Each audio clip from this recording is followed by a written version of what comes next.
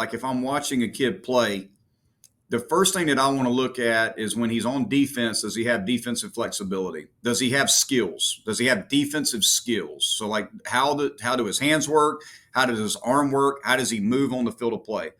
A guy that I feel like can play in the middle of the field, that has defensive flexibility, that guy's going to bring value to a roster. Just the ability to move around and play different spots on the field.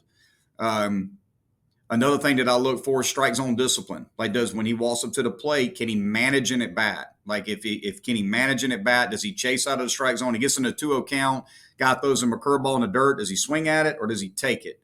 When a guy gets a good heater in the strike zone, is he ready to hit it? And can he hit velocity? Like, you got to be able to manage velocity. If you can't hit velocity, you're going to have a hard time hitting at this level. So I like to see a guy be able to turn on a fastball. Can he get to a heater? Can he hit the ball to all fields?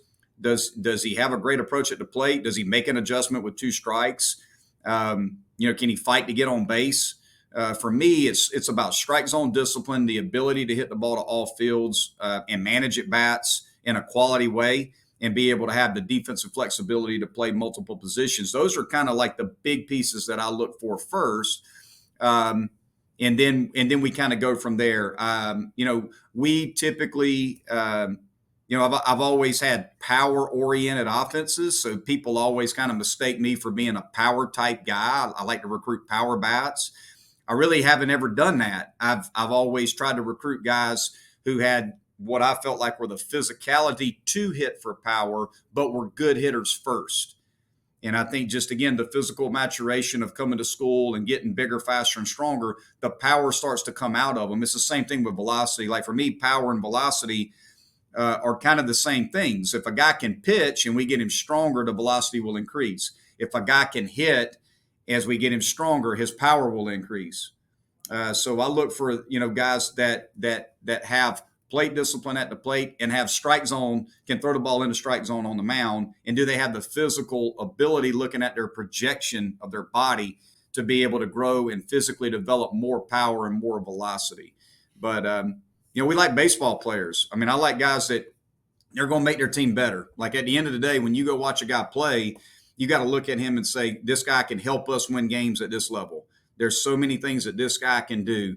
How does he manage his frustration? That's another big one. Like I look at their body language, like what kind of body language does the player have on the field? I mean, that doesn't mean he always has to be like super intense or high energy. There's a lot of great baseball players that are very even keel and calm and cerebral on the field. That's okay. But if they strike out, how do they handle it?